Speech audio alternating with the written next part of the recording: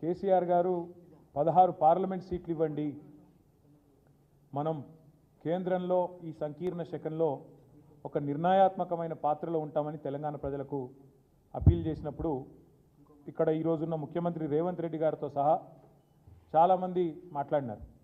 ఏం చేస్తారు 16 ఎంపీలతో కేసీఆర్ గారు, ఏం చేయగలరు అని మాట్లాడినారు.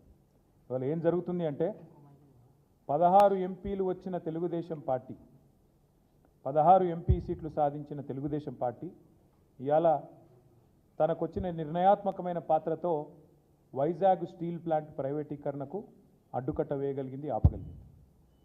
వైజాగ్ స్టీల్ ప్లాంట్ ప్రైవేటీకరణ ఈరోజు 16 ఎంపీలతోనే ఆగిపోయింది.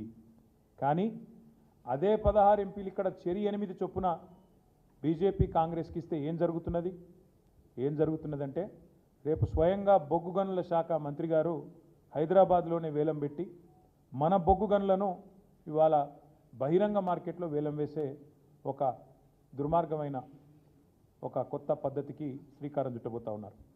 ఇది